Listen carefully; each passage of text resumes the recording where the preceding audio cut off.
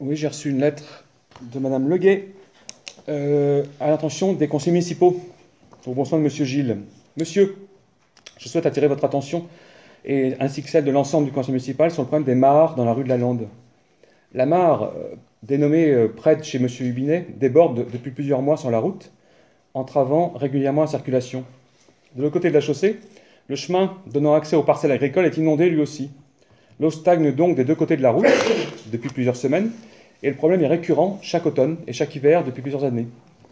Des cailloux de plaine étalés au bord de la mare n'ont pas réussi à endiguer la mare, qui aurait sans doute besoin d'être curée, comme tant d'autres mares qui ne sont plus entretenues et à l'abandon. La rue est étroite et les véhicules s'y croisent difficilement. La mare devant mon domicile, à côté de Monsieur Petit, ses rives sont élaguées chaque année, mais elle n'est pas clôturée comme c'est le cas dans d'autres communes. Des enfants passent au bord de cette mare chaque jour. Comment sécuriser le lieu? Qui doit assurer la sécurité des lieux? Vous remerciant d'avance pour l'attention portée à ce problème. J'ai deux photos. Monsieur Franchaume, vous êtes le premier.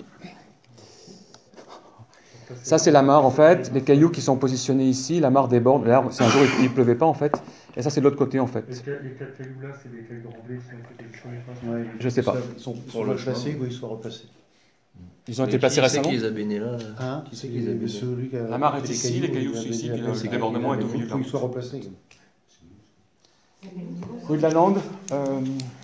Au niveau C'est carrément béné.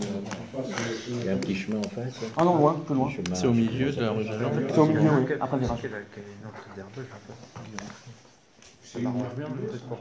Non, non, communal.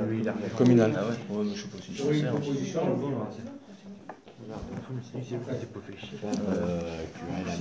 Est-ce qu'il y a obligation? Elle a été curée il n'y a pas si longtemps que ça. Ah oui. C'était le syndicat de l'EP qui avait curé toutes les mares de la commune. Ouais. Il n'y a pas des années, là, c'est un truc comme ça. Ouais.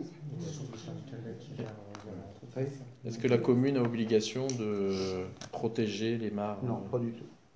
On en avait déjà parlé. C'est déjà un sujet qui a déjà été... Ouais. Quand vous regardez à Ronde, vous avez la bordure de Seine, il n'y a aucun barrage en bordure de Seine. Et alors qu'elle est bien plus profonde qu'une simple mare. Oui, et puis il y a du courant. Mais par contre, les particuliers, quand ils ont un bassin, ils ont, je crois, une obligation de protéger. Si on peut peut-être demander à Mme Leguet, comme M. Datsis, si elle a des renseignements sur l'obligation municipale d'entretenir les mares. Sur l'obligation d'entretenir des mares. Non, rien de particulier. C'était une question que j'adressais au conseil municipal. D'accord. Et j'avais déjà pas connaissance que c'était une mare communale. D'accord. Je pensais qu'elle était privée. D'accord. Voilà. Et par rapport au préjudice, enfin au problème que ça pose? Est-ce qu'on peut le mettre hors du jour dessus, par exemple, qui sont à la situation nette pour lever peut-être le problème et peut-être si j'ai une solution dessus? C'est sûr que Oui, si... on peut le marquer, mais ils ont été curés il y a 5-6 ans, alors ils font le tour de je ne sais pas combien, 52 communes, si je ne me trompe pas. Oui, là, si on dit rien, nous, on a un problème. Enfin, Si elle est curée, elle va augmenter son volume de capacité, mais quand il pleut beaucoup... Ça fait comme la rue, Non, la mais départementale qui déborde. Et puis Oui, non, mais ça on peut le demander. oui. C'est juste qu'il doit y avoir un Nous, c'est demandé. C'est dans la cuvette.